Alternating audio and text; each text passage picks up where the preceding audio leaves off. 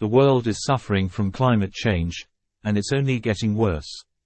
Storms and heat waves are increasing in intensity, and it is a sad fact that carbon emissions are not decreasing but instead increasing.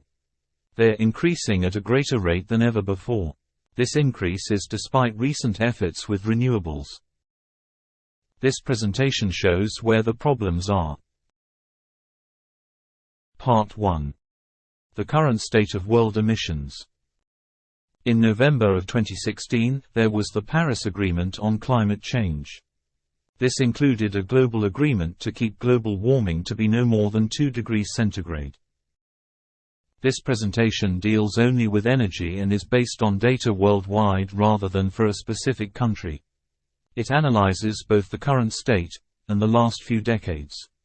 Its content comes from trusted internet sites and direct professional input. The presentation does contain a lot of information. Scientists and engineers will follow it easily, but it has also been organized so other concerned people can follow it. Please notice the numbers 1 and 2 in square brackets on this screen. These and similar numbers refer to links following the actual presentation.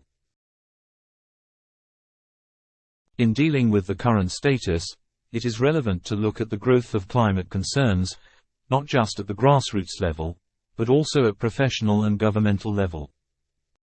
Climate concerns were well established at all levels by the year 2000. It is valuable to observe the types of greenhouse gas emissions, and the proportion of contributors.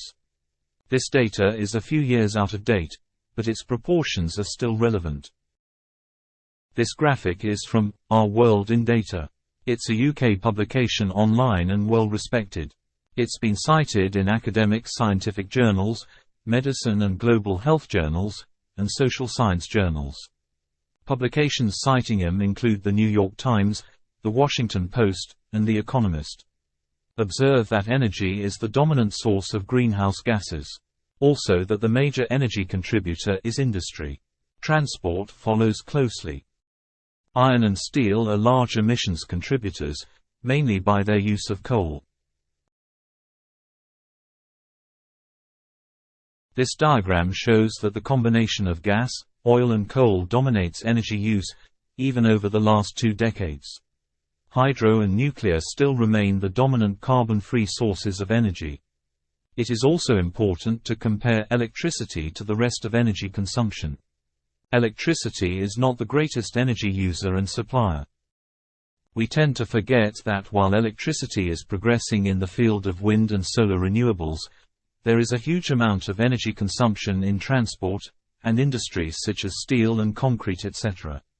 These have been identified as 80% of energy, but his statistic can vary according to the website, but it is certain that non-electric energy use is more than 50% of energy use.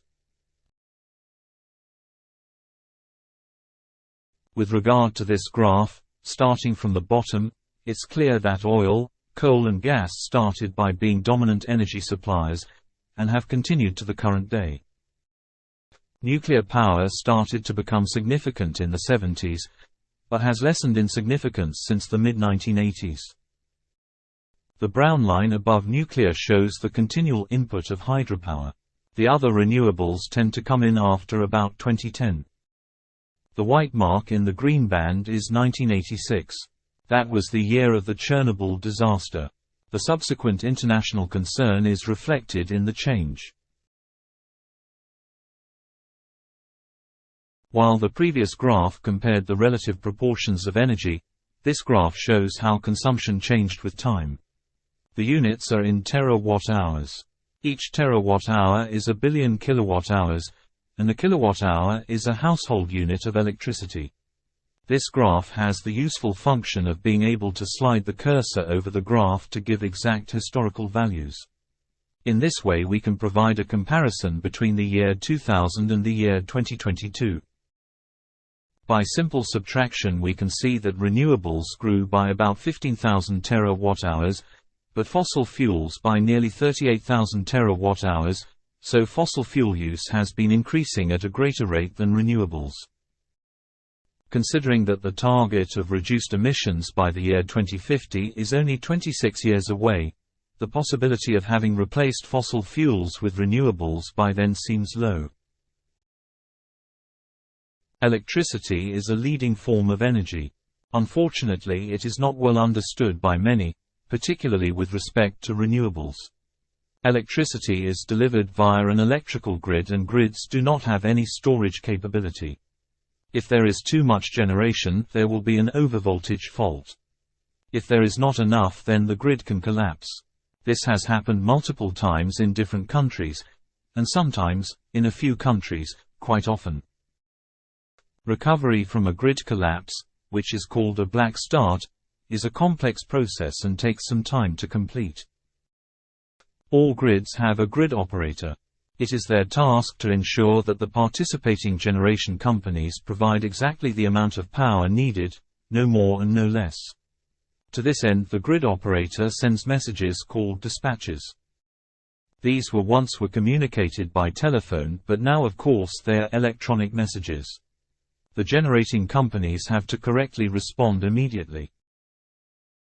Hydropower has great storage capacity and can quickly respond to dispatches, usually faster than fossil fuel generation, but wind and solar is unreliable as they are weather dependent and can only be turned down or off.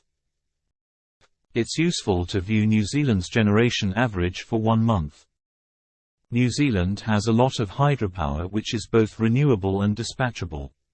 It is predictable for periods over many months, and generation offers into the market are very reliable. The pie graph shown is the energy for a week and consists of 82% renewables. This included the wind, which provided 21%. Even with the hydropower content of renewables, it can be difficult to deal with wind. The text on the page is a partial transcript of an interview with the chief executive of New Zealand's grid operator.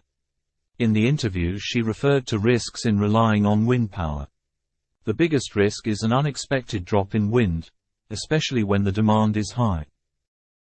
On a cold and still night, wind and solar renewables can drop to near zero, requiring a dependable alternative energy source. This alternative energy source has to be offered into the electricity market.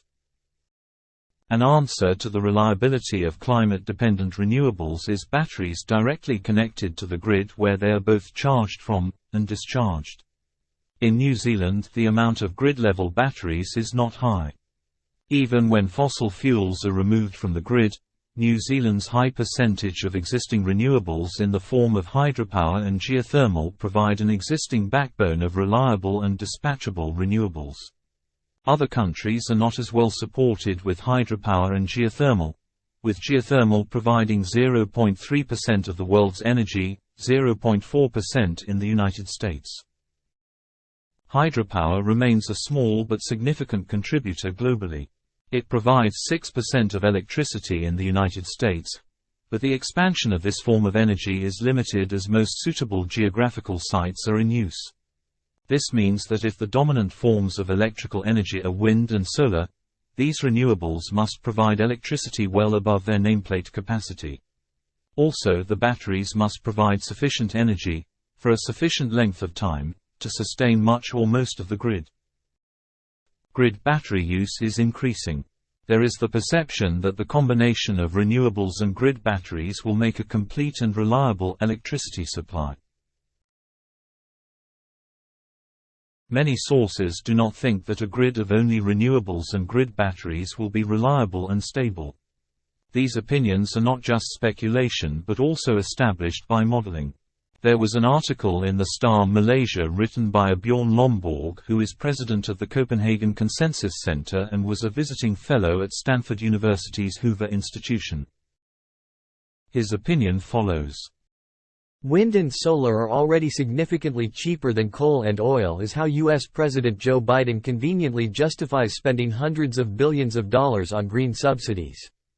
This is why global electricity remains almost two-thirds reliant on fossil fuels, and why we, on current trends, are an entire century away from eliminating fossil fuels from electricity generation. Last year, China got more additional power from coal than it did from solar and wind. India got 3 times as much, whereas Bangladesh got 13 times more coal electricity than it did from green energy sources, and Indonesia an astonishing 90 times more. But if you reasonably include the cost of reliability, the real costs explode. One peer-reviewed study shows an increase of 11 to 42 times, making solar by far the most expensive source of electricity, followed by wind. You can read the full article in link 14, as well as other articles in links 15 and 16. This graph is from a website called Solar Energy Insights, confirming the true cost of renewables when battery storage is added. Using this graph, if you add full grid-scale batteries to solar and wind, then they become the most expensive green generation, followed by nuclear and then hydroelectric. Hydropower is reliable and dispatchable, but very expensive to build. There are limited sites available. Geothermal is limited by the number of locations available. Wind is lower cost but not reliable or dispatchable. They do not have a long life. Already there are issues disposing of retired wind turbines. Solar has become more popular following huge reduction in costs, but generation is not reliable or dispatchable. There are also predictions of some toxic huge waste issues by 2050. At grid-sized scale, they will occupy large areas of possibly productive land. Nuclear power is one of the most reliable sources of energy. Its disadvantages are high capital costs and radioactive waste disposal. But most of all is the fear of living near a nuclear reactor. Nuclear fear is a global pandemic of misunderstanding. The nature of this fear is supported by opinions and feelings more than logic. More simply put, although people do know that disasters can happen from nuclear systems, they have a simplified understanding of how they could happen, nor how likely they are. They don't understand what the impact of them is. Many people are frightened of nuclear radiation. Others of a nuclear explosion, and see the aftermath looking like this. Many anti-nuclear energy protests will include placards against both nuclear power and nuclear war. They do not understand that they are completely different. Fear is a natural human reaction to unknown dangers, especially if they can't see them. A walk in the park in the day may be pleasant. The same walk at night can be fearful. Nuclear reactors are unfamiliar. People know that radiation is invisible and is something to fear. Once people were afraid to fly in airplanes. This fear has relaxed, although they may see news of terrible air accidents. They see the airplanes overhead and even fly in them themselves. Familiarity brings acceptance and an attitude of, "It can't happen to me." The nature of nuclear fear is discussed in a book by Spencer Wirt. He is a historian who also holds a PhD in physics. He has been able to separate genuine scientific knowledge about nuclear energy and radiation. He describes nuclear as luxuriant mythology that is believed by many people. Amazon reviewed of his book, and an extract from the review follows. Quote, "In revealing the history of nuclear imagery, the author has been able to separate genuine scientific knowledge about nuclear energy and radiation from the luxuriant mythology that obscures them." Quote, Wirt conveys the hopeful message that once we understand how this imagery has secretly influenced history and our own thinking, we can move on to a clearer view of the choices that confront our civilization. A nuclear reactor can never explode like a nuclear bomb. In older reactors, a severe accident can cause partial meltdown, but a full atomic explosion is just never possible. Nuclear fuel in reactors has not been processed up to a very high level purity. Because of this, explosive fission is simply not possible. Newer designs are being developed that cannot even melt down. For considering safety within the nuclear plants, it is worth looking at all the accidents that ever occurred in the U.S. nuclear power generation. This information is available online, and a link to it is the first link on this page. The Wikipedia page lists all the accidents since 1955. There are currently 98 operating reactors, so there will be in the order of 3,000 to 5,000 reactor years spent in the U.S. In the Wikipedia list, there are only 13 fatalities during that time. These include heavy items falling on workers, electrocution, and other accidents possible in any power plant. There is just one death due to radiation, and that was not in a power station but at a nuclear fuel processing center. Proximity to a nuclear power station is very safe. Residents and visitors may be concerned about radiation from a nuclear power station, but the amount of radiation emitted is in fact lower than from a coal-fired power station. Coal contains trace amounts of uranium in small parts per billion, and these microscopic elements are released to the environment. Nevertheless, a nuclear power station releases even less radioactivity. This comparison is covered in the Scientific American article. We recommend sharing with others who are concerned about nuclear power. It is easy to read, even with a touch of humor. Use the second link on this page. To illustrate the human bias against nuclear power, it is useful to compare the Chernobyl disaster with others. Chernobyl may be the world's worst nuclear disaster, but this is less relevant compared to other disasters such as the failure of the Banqiao hydroelectric dam, as well as other significant man-made disasters such as the Bhopal chemical leak disaster. But Chernobyl still remains surrounded by luxuriant mythology. The other disasters just fade from people's memories, and forgotten. Our World in Data provides an analysis of both safety and emissions of fuel types. Probably the most useful comparison is nuclear power compared to hydropower. The amount of electrical generation worldwide by both are similar, but the construction of a hydropower dam usually uses huge amounts of concrete, more than a nuclear power station. Concrete is a huge source of greenhouse gas emissions. The death rate of hydropower caused by dam collapses exceeds deaths by nuclear power, including Chernobyl and Fukushima. The very low death rate and very low emissions of nuclear should ideally prove attractive to all who are concerned about climate change. However, nuclear also has another important characteristic: it is possibly the most reliable of all energy sources. It is even more reliable than hydropower, which can suffer in dry years. See the web page referred to in the second link. In the aftermath of the Second World War, the United States set up the Atomic Energy Commission. In the early 1970s, during the oil crisis, Richard Nixon's proposed Project Independence, which sought to build 1,000 nuclear power plants by the year 2000.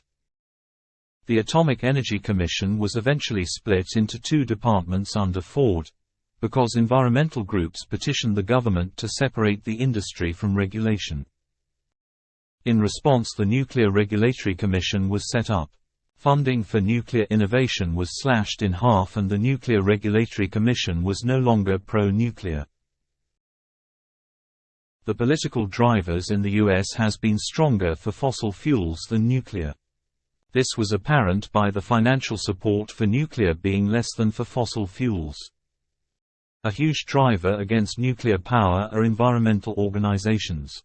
The anti-nuclear movement in Germany has a long history dating back to the early 1970s, when large demonstrations prevented the construction of a nuclear plant at Wiel.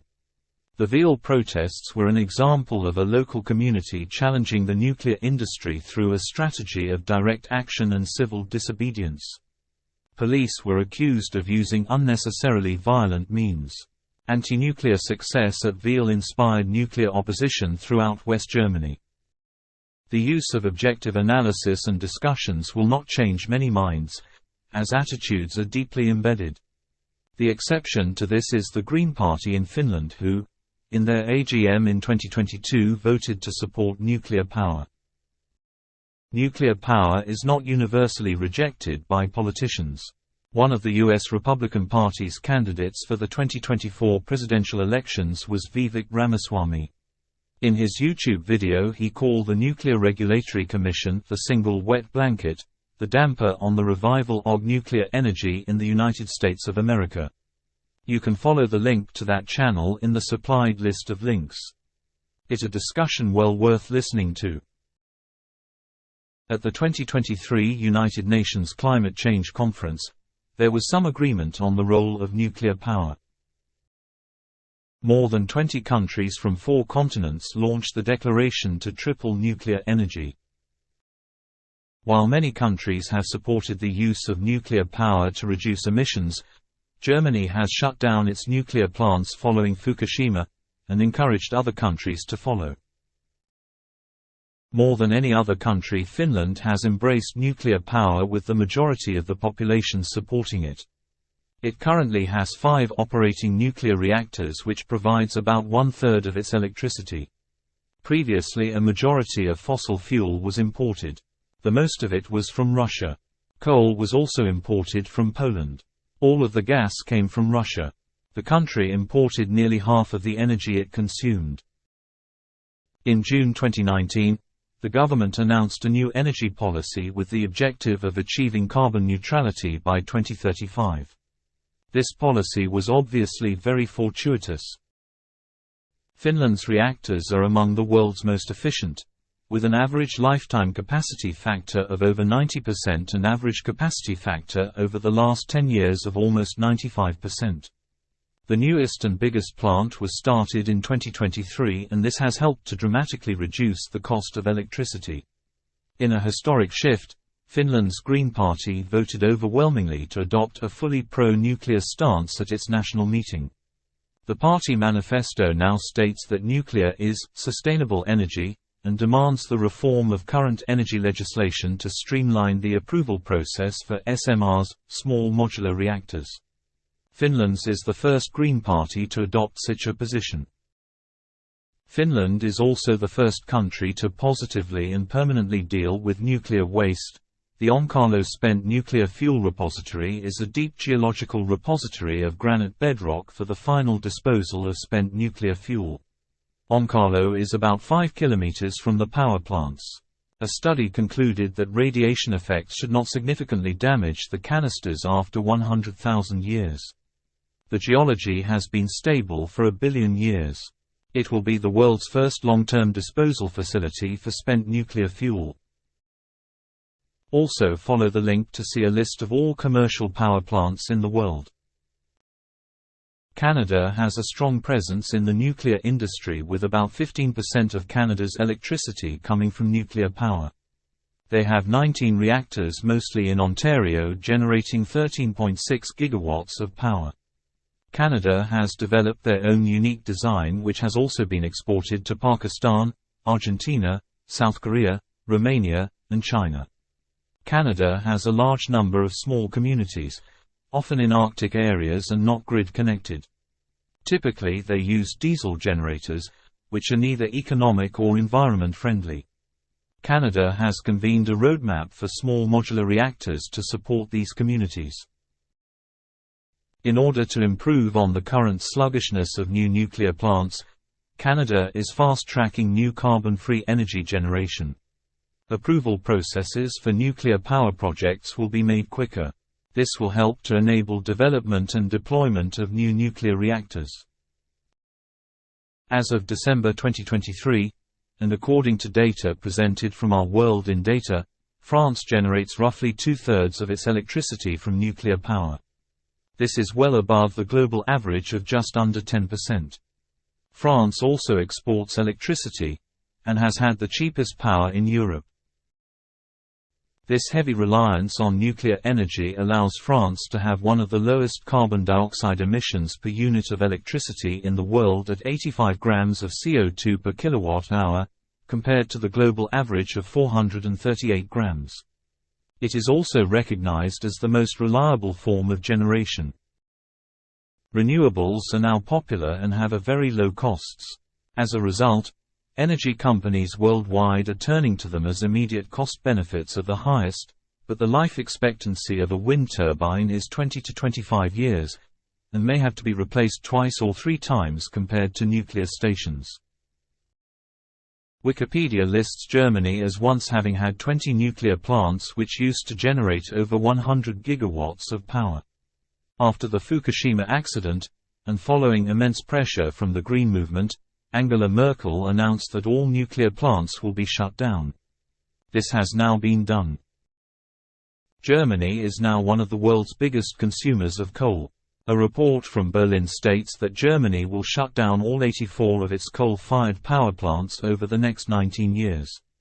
Claudia Kempfert, professor for energy economics in Berlin, said, "It's a big moment for climate policy in Germany that could make the country a leader once again in fighting climate change.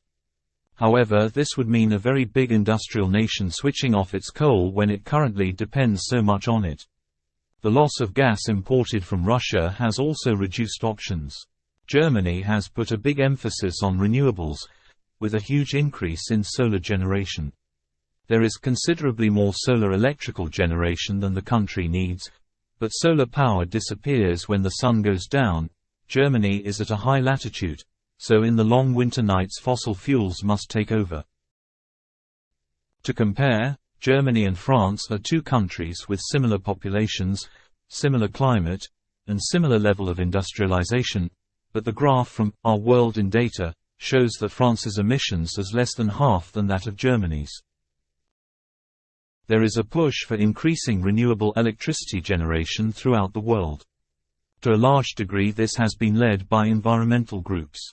To many people, it is a matter of simple arithmetic. They just want to increase the nameplate generation of renewables until they match the demand. As shown in previous slides, it's not that simple. Generation companies are currently adding renewables to their portfolios to improve their bottom line. It is an easy win for them. But when the amount of generation available to the grid operator significantly exceeds demand, this can be referred to as saturation. Grid operators can swing daily between paying what they have to for generation, but then rejecting the excessively amounts.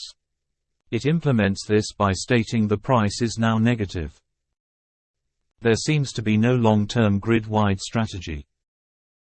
The example of Germany shows how excessive renewable generation can make the electricity market become topsy-turvy.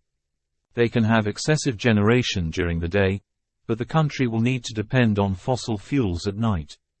Germany is not the only country where this occurs. In Spain, like Germany, there are times when renewables have turned the wholesale electricity price negative. So the push for renewables is a double-edged sword. Initially, renewables will result in lower emissions. This also gains public approval. The impetus to build emission-free, 24-hour power generation seems to have largely disappeared. If renewables saturate the electricity market, renewables earnings will significantly drop. The best earnings will be from coal or gas, needed when renewables are not delivering. Previously, commercial reactors had been very large. This is because they are more efficient. This concept has unfortunately resulted in huge and expensive builds. There is currently a quiet nuclear power renaissance. A group of companies are now offering small modular nuclear reactors. These have multiple new selling points, and a major one is that they could be provided off the shelf, perhaps in a similar way to wind farms. It is a fact that during the last 75 years small modular reactors have been working very well in the marine environment. In the US, there are over 160 nuclear-powered ships afloat with about 200 small nuclear reactors. The amount of time nuclear-powered ships have been at sea means that over 11,000 nuclear reactor years have been spent since 1960. In all that time, there has not been a nuclear accident resulting in death or major mishap. Commercial shipping is increasingly pressured about their carbon emissions. There are conversations about whether they should pay a carbon tax.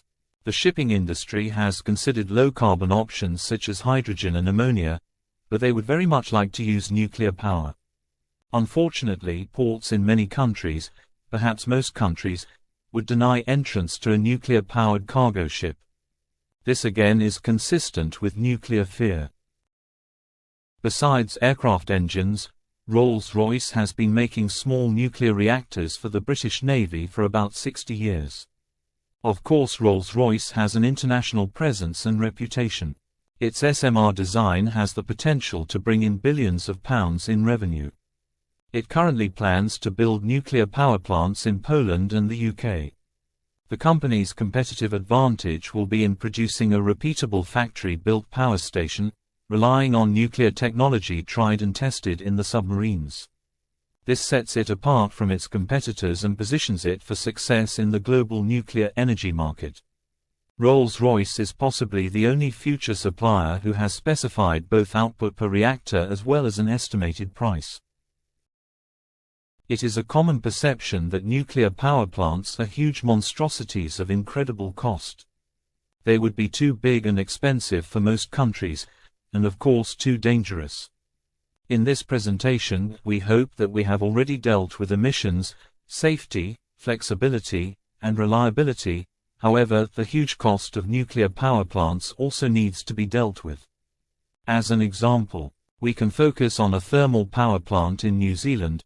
This power station was built in the mid-50s and generates about 1 gigawatt, and will burn coal or natural gas.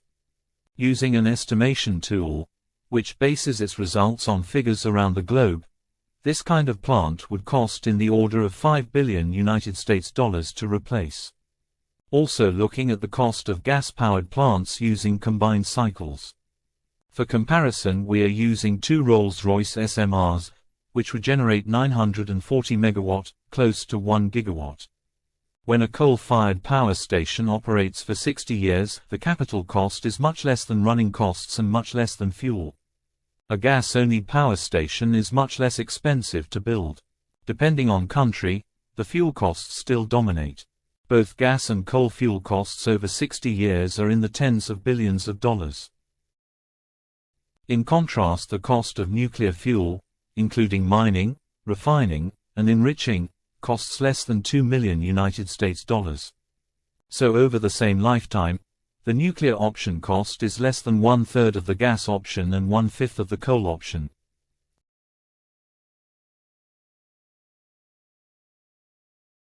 In summary, we have established that nuclear power has zero emissions during use, and also a relatively low amount of emissions during construction.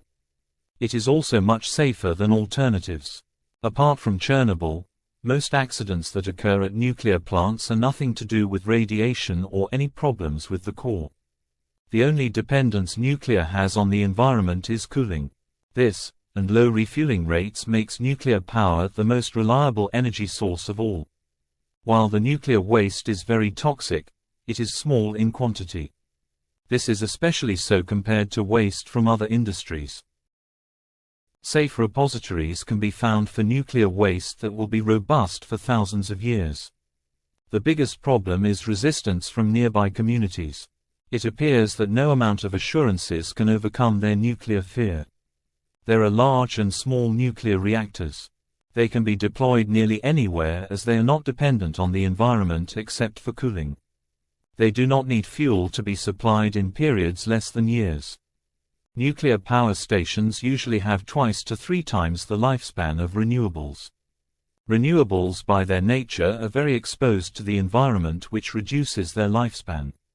Only hydropower lasts significantly longer than nuclear. Nuclear power does not use up square miles of real estate. The low quantities and cost of fuel make them very economical in the long term.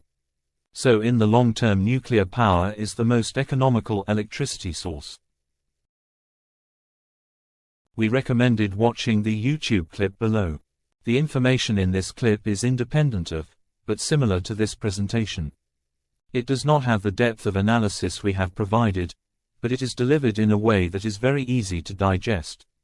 It also offers additional information on renewables. It refers to the huge amount of real estate they could use up. It also describes the difficulty of connecting some renewables to the grid. In contrast, nuclear power stations behave predictably and can be located wherever they are needed. A clickable link to this video is provided in the first comment following the video. We hope you have enjoyed this presentation. A lot of viewers may find some of the information unpalatable, as it seems to go against commonly shared environmental knowledge. For this reason, there is our list of information sources, and also links to the sources that provided information for this presentation. To see this list of many aspects of this presentation, click Show More in the second comment. If there is some concern about the veracity of the information, I recommend you follow link number 16. It pulls up a page from thestar.com and provides a good summary of the issues with renewables. We would also like to repeat our recommendation of the YouTube link, which is shown in the first comment.